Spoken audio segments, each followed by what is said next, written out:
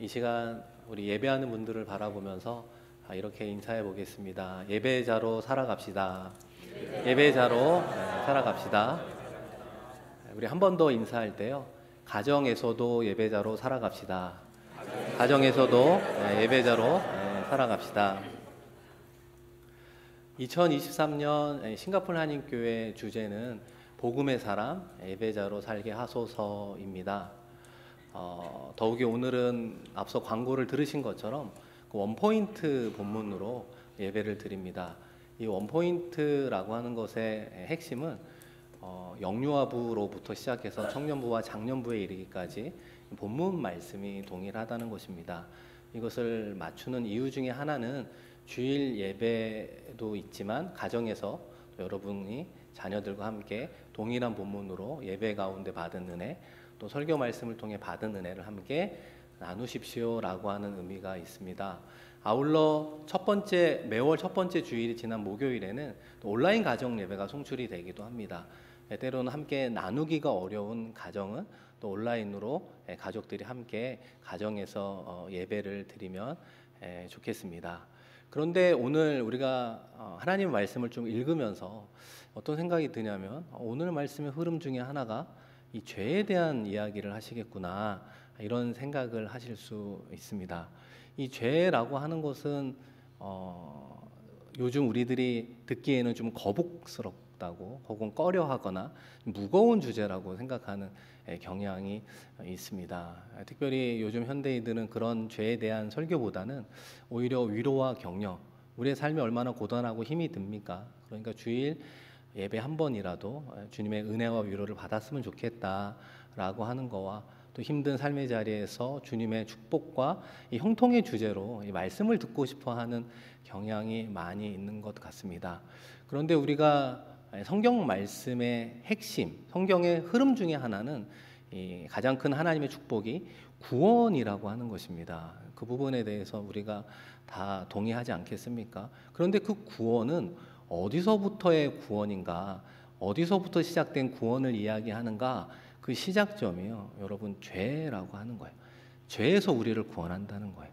죄로부터 파생된 사망과 죽음으로부터 우리를 구원하시는 것입니다. 죄로 인해서 생기는 인생의 무거운 짐 때문에 신음하는 우리들을 구원하신다라고 하는 것입니다. 그렇기 때문에 죄에 대해서 명확히 알아갈 때 비로소 하나님께서 우리에게 베풀어 주시는 이 구원의 은혜, 구원의 축복을 누리게 된다는 것입니다. 오늘 말씀의 주인공, 죄가 있는 한 여자가 누린 그 구원의 대표적인 축복이 무엇인가? 그것이 바로 평안이라고 하는 거예요. 평안의 복을 받고 삶의 자리로 돌아간 이야기를 우리에게 들려주고 있습니다. 여러분, 그런 의미에서 본문 말씀 우리 36절, 37절 말씀인데요. 우리 한번 다 같이 읽어보겠습니다. 한 바리새인이 예수께 자기와 함께 잡수시기를 청하니 이에 바리새인의 집에 들어가 앉으셨을 때 그 동네에 죄를 지은 한 여자가 있어 예수께서 바리새인의 집에 앉아 계심을 알고 향유 담은 옥합을 가지고 와서, 그러니까 오늘 말씀의 배경이 이러합니다. 등장하는 인물은 3명이 되는 거죠. 이 바리새인 시몬이라고 하는 사람이 예수님을 자기의 집에 초청을 하게 된 거예요. 우리가 알고 있는 시몬 베드로가 아니라 바리새인 시몬이라는 사람이 예수님을 자신의 집에 초대하게 되었습니다. 그 당시 바리새인들은 대체로 예수님에 대해서 부정적이었거든요. 그러니까 그 집에 초청한 이유가 긍정적인 것인지 부정적인 것이 명확하지는 않지만 어쨌든 예수님을 자신의 집에 초대했다라고 하는 것입니다. 우리가 오늘 말씀을 통해서 어디에 집중을 해보아야 하는가? 이 바리새인의 특징이 나의 특징일 수 있다는 것입니다. 바리새인의 특징이 무엇인가? 겉과 속이 다르다는 거예요. 그것을 예수님은 위선이라고 이야기하는 것입니다. 그런 어떤 일관된 특징을 가진 바리새인의 집에 예수님을 초대하고 있습니다. 그런데 그때 불쑥 불청객이 찾아오게 되었는데 어떤 사람이 찾아왔는가? 한 여자가 찾아왔다라고 이야기하는데요. 우리가 함께 읽었던 말씀을 잘 보시면 그 동네에 죄를 지은 한 여자, 이렇게 표현이 되고 있다는 겁니다. 그러니까 바리새인 시몬과 같은 동네에 살고 있는 여자예요. 그런데 그 여자를 보면 사람들이 다 죄가 있구나, 다른 사람들도 그 여인을 보면 다 죄가 있구나 이렇게 이야기를 한다는 거예요. 그러니까 이 말은 무엇인가? 그 당시에 어떤 여인이 죄가 있다라고 공개적으로 이야기하는 대표적인 죄가 무엇이었는가? 그게 바로 창녀라고 하는 것입니다. 그러니까 대표적으로 손가락질을 받는 그 여인이 예수님을 찾아오게 되었다라고 하는 것입니다. 그런데 여러분 오늘 말씀을 쭉 들어보시면 아시겠지만 이 여인의 가장 큰 주님이 칭찬하셨던 부분은 무엇인가? 겉과 속이 다르지 않았다는 거예요. 겉과 속이 동일했다라고 하는 것입니다. 죄 문제를 해결할 때는 겉과 속이 동일한 방식, 이 여인과 같은 방식으로 나가야 됨을 우리에게 교훈하고 있습니다. 그러니까 예수님은 이 바리새인과 시몬과 또 죄가 있는 그 여인을 이 죄의 관점으로 말씀해 주시면서 우리에게도 죄의 문제를 설명해 주고 있습니다. 과연 예수님께서는 그 죄를 어떻게 설명하고 있는가? 여러분 함께 읽었던 41, 42절인데요. 우리 한 번 더 같이 읽겠습니다. 이르시되 빚 주는 사람에게 빚진 자가 둘이 있어 하나는 500데나리온을 졌고 하나는 50데나리온을 졌는데 갚을 것이 없으므로 둘 다 탕감하여 주었으니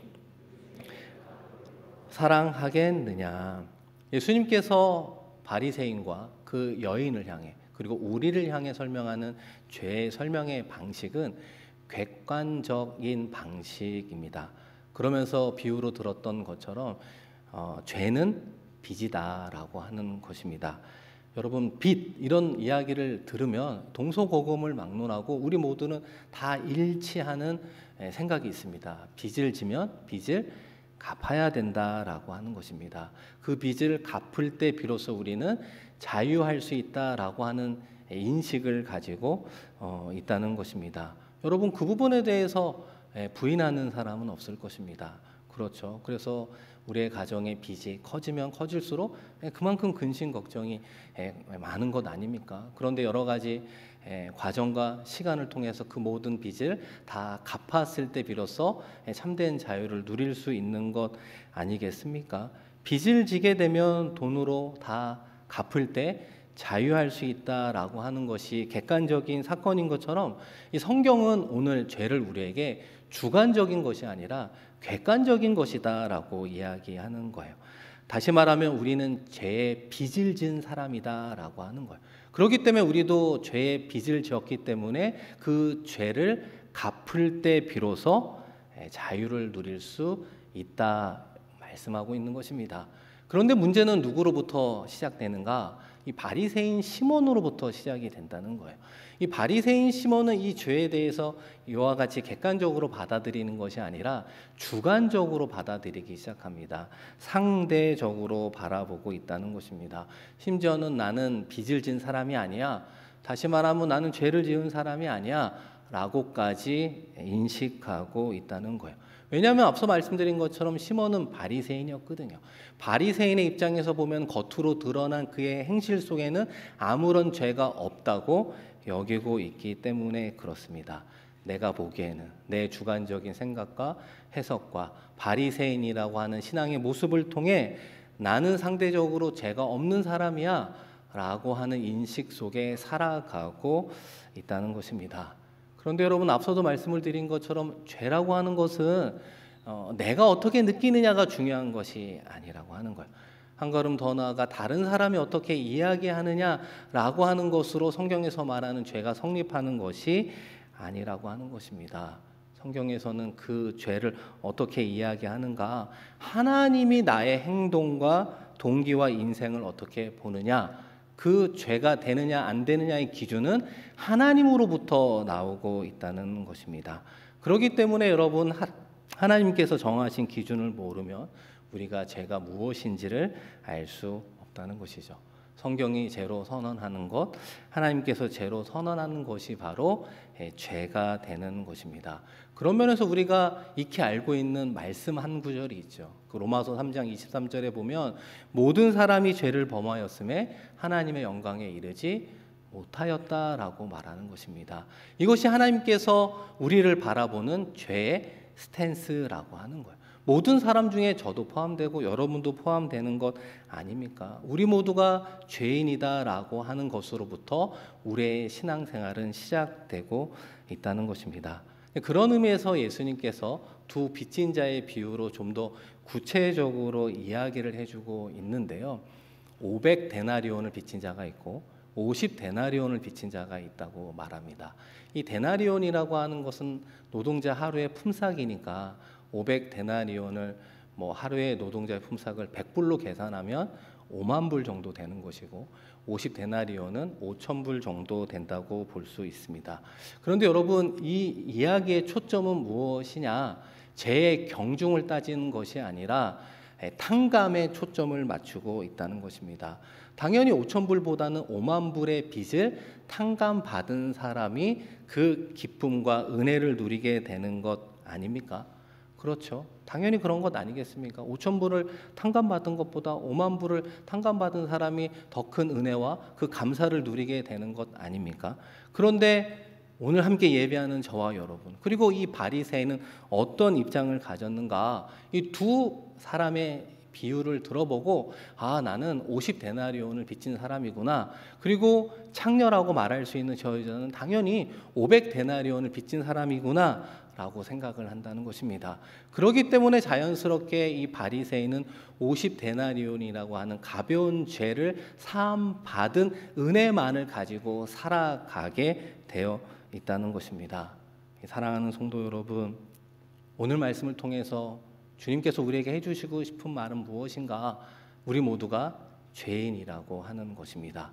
그 하나님 앞에서는 죄의 경중을 따질 수가 없다는 것입니다. 하나님 보시기에는 50보 100보라고 하는 것입니다. 모두 죄인이기 때문에 죄의 결과 죽음과 사망에 빠질 수밖에 없었음을 우리에게 말씀하고 있는 것입니다. 그런데 우리는 바리새인처럼 자꾸만 어떤 판단을 하면서 살아가고 있는가? 여러분, 오늘 말씀에 예수님의 비유로 등장하는 것처럼 두 가지 종류의 죄가 등장하고 있습니다. 하나는 그 동네의 여인처럼 창녀와 같이 어떻게 보면 손가락질을 당하는 죄가 있는 것 아니겠습니까? 살인과 간음과 도둑질, 폭행 이런 것들을 이야기할 수 있겠죠. 또 다른 종류의 죄는 바리새인 시몬처럼 드러나지 않는, 그렇지만 주님이 보시기에는 매우 고차원적인 죄가 있는데 그것이 바로 위선과 교만과 수군거림, 자기의 죄를 인정하지 않는 자기의의 죄라고 이야기할 수 있습니다. 그런데 우리도 자꾸만 세상의 기준처럼 눈에 보이는 이 가시적인 죄를 중하게 여기고 눈에 보이지 않는 죄를 우리는 가볍게 여기려고 하고 있다는 것입니다. 그런데 이것이 왜 문제가 되겠습니까? 여러분, 성경에서 보면 가장 심각한 죄를 나병으로 설명하고 있습니다. 개역 한글판에서는 문둥병이라고 이야기하고 있습니다. 왜 성경에서는 가장 심각한 죄를 문둥병 혹은 나병으로 줄기차게 설명하고 있는 이유가 무엇인가? 이 나병의 가장 큰 특징은 무엇이냐면 감각이 사라지는 것입니다. 아픔과 통증을 느낄 수 없는 것이죠. 그래서 그것이 썩어 들어가면 썩어 들어가는 줄을 모르고 살아갈 수밖에 없다는 것입니다.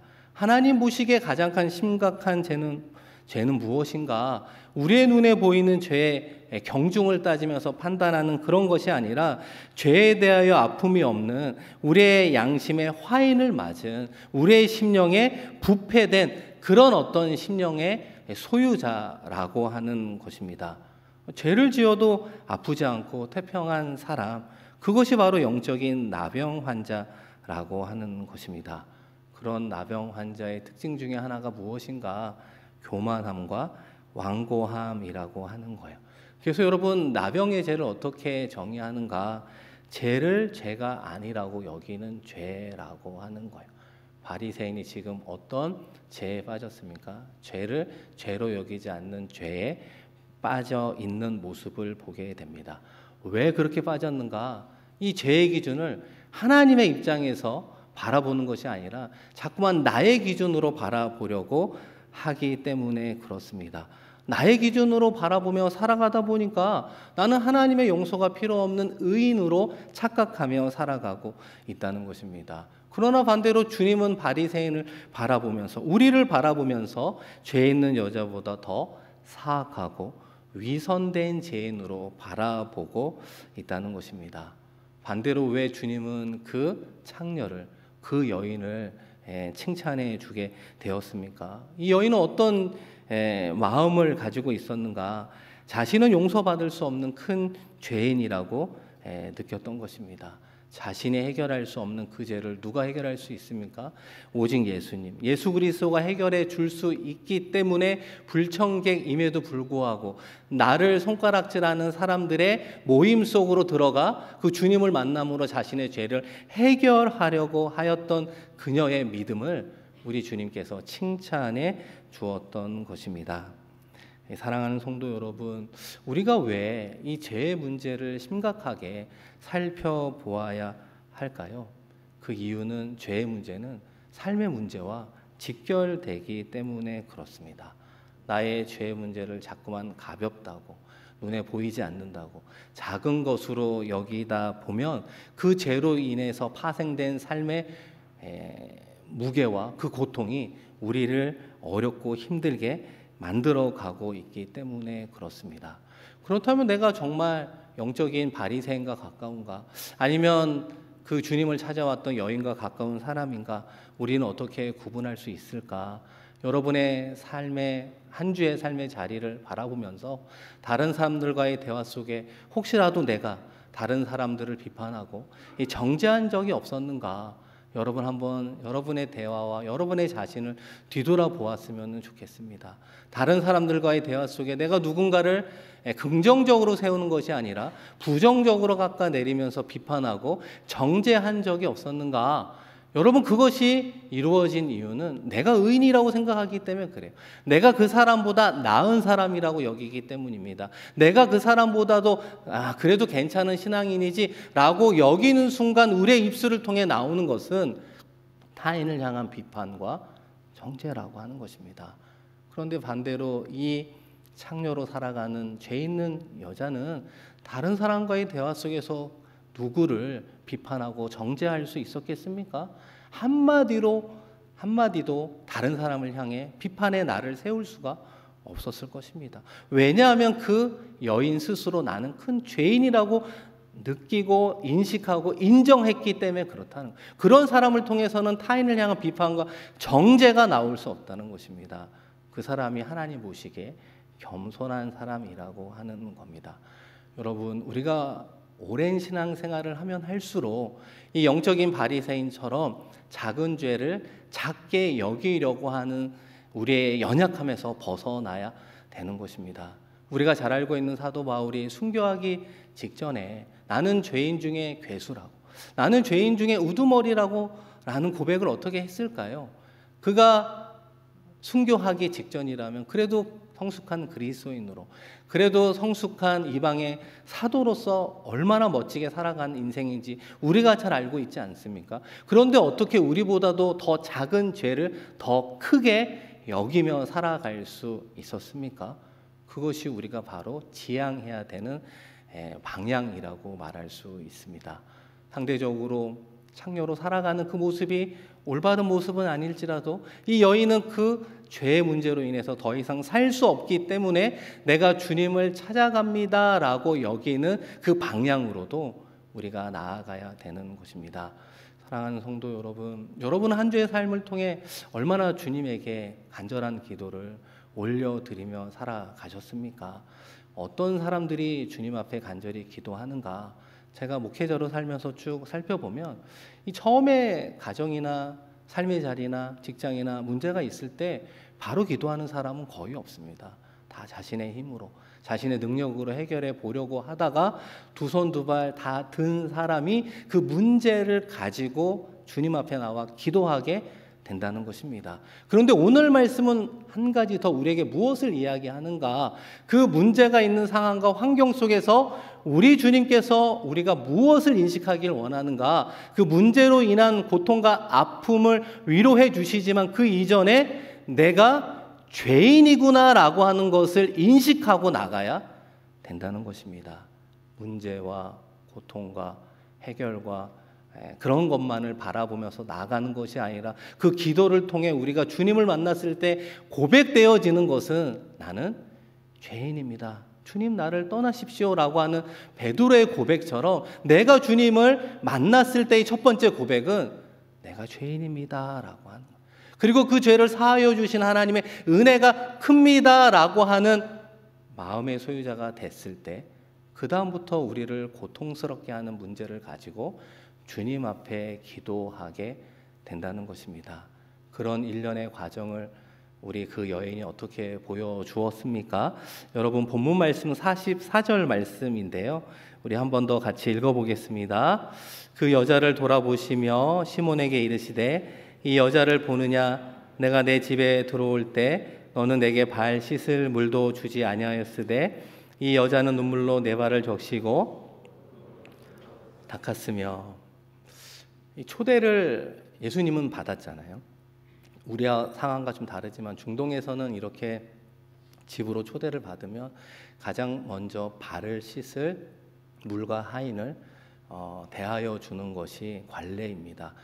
좋은 손님일수록 당연히 그렇게 해야 되는데 이 바리새인 시몬은 예수님의 발을 닦을 물을 주지 않았던 것입니다. 그러니까 그가 어떤 마음으로 예수님을 초대했는지 단번에 알 수 있는 것 아니겠습니까?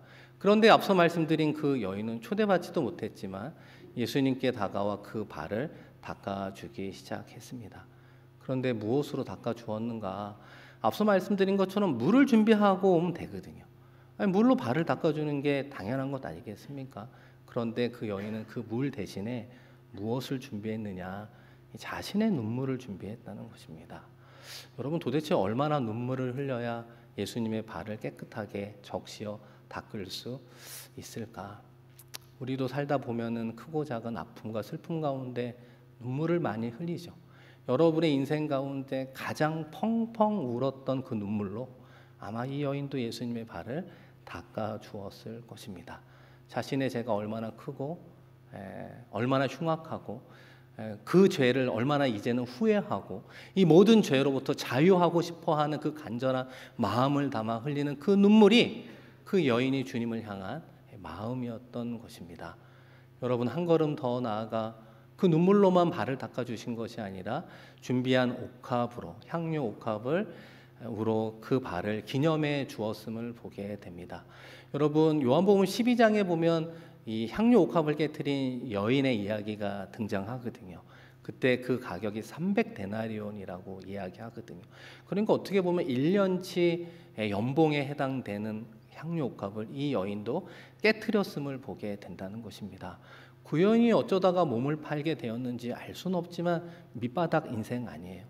그리고 흔히 말하는 개같이 벌어서 그 돈을 모은 인생 아니었겠습니까? 그런데 그렇게 모은 1년의 연봉을 나의 죄를 사하여 주시는 그 주님임을 믿기에 그 용서와 자비에 감사하는 마음으로 깨트리며 기념하며 나아갈 수 있었겠습니까? 우리가 2023년 교회를 시작하며 싱가포르 한인교회를 섬기며 나아갑니다. 우리의 섬김의 방식이 다양하죠. 때로는 헌금으로, 때로는 기도로, 때로는 봉사로, 때로는 여러 가지 여러분이 맡은 직분을 감당함으로 나아갈 때 우리는 어떠한 신앙인의 자세로 나아가고 있습니까? 종합적으로 나는 나의 죄로 인해서 아파하고 슬퍼하며 그 죄를 사하여 주신 주님의 은혜에 감사하여 얼마나 많은 눈물을 흘려보았는가. 그 은혜에 감사하여 나의 전부를 주님 앞에 드려본 적이 언제 있는가. 그것이 너무나 먼 과거의 이야기로 잊혀져 가고 있는 것 아닙니까? 그것이 바로 시몬, 바리새인 시몬의 모습, 그것이 바로 저와 여러분의 모습은 아니겠습니까? 그런데 우리 주님께서 이 여인의 모든 것을 받으시고 이렇게 축복해 주셨습니다. 여러분 마지막으로 50절 말씀을 한번 같이 읽겠습니다. 예수께서 여자에게 이르시되 내 믿음이 너를 구원하였으니 평안히 가라 하시니. 아멘. 예수님께서는 이 여인을 향해 너의 믿음이 너를 구원하였다라고 말합니다. 이 믿음의 핵심은 죄를 사하는 건 예수님에게 있음을 알고 행동한 믿음을 칭찬해 주시고 삶의 자리에 평안의 복을 빌어 주었음을 보게 됩니다. 사랑하는 성도 여러분, 여러분이 생각하는 여러분의 삶의 자리에 가장 큰 축복은 무엇입니까? 각자마다 처한 상황과 환경은 다를지라도 성경은 가장 큰 구원의 축복이 평안이라고 말씀해 주고 있습니다. 그런데 우리는 평안이라고 하는 것, 평강을 누리는 것이 우리의 삶의 기본이라고 생각해요. 우리의 삶의 시작이라고 생각해요.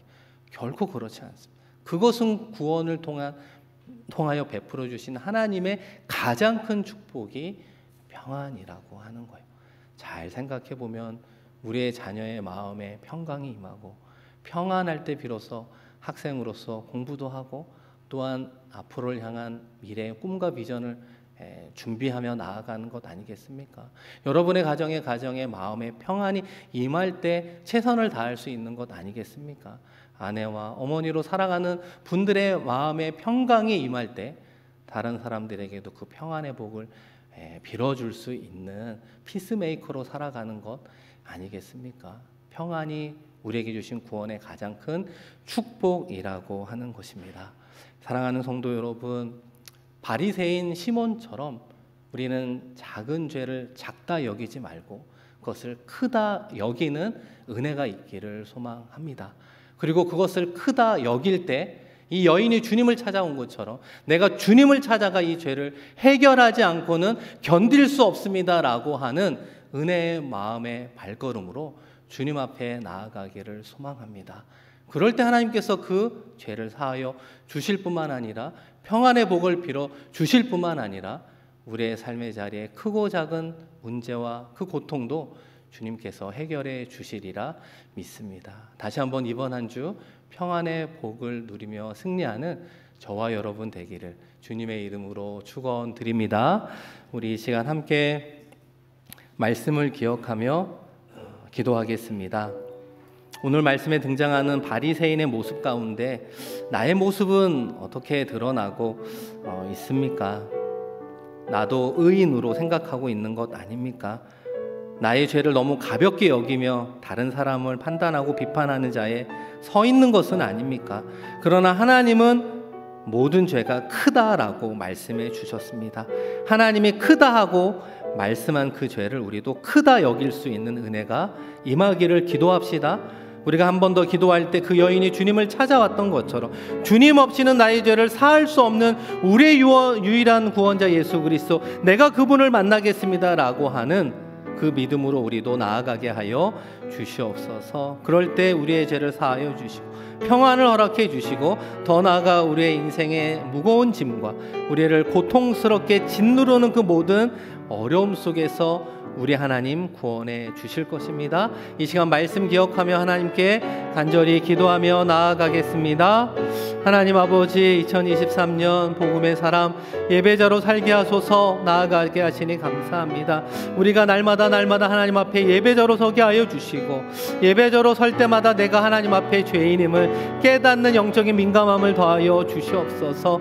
예수 그리스도를 구원받은 하나님의 자녀로 하나님 나라의 일꾼으로 살아가는 것도 맞지만 늘 부족하여 연약하여 죄를 짓고 먹고 살아가는 연약한 존재임을 깨닫게 하여 주시고 작은 죄라도 사도 바울처럼 아버지 하나님 크게 고백하며 나아갈 수 있는 우리 모두가 되게 하여 주시고 작은 죄를 용서해 주시는 그 주님의 큰 은혜를 누릴 수 있는 우리 모두가 되게 하여 주시옵소서. 아버지 하나님 기도합니다. 작은 죄일지라도 주님 앞에 나아가 죄사함을 받을 수 있는 은혜를 더하여 주시고 그 여인처럼 주님만을 바라보며 나아가기에 부족함이 없는 우리 모두 되게 하여 주셔서 죄로부터 시작된 그 모든 문제와 고통과 아픔들이 아버지 하나님 우리를 힘들게 하지만 죄사함으로 인해서 받은 은혜와 은총 가운데 모두 구원해 주실 것을 믿습니다. 그 믿음으로 나아가 승리하는 우리 모두가 되게 하여 주시옵소서. 아버지 감사합니다.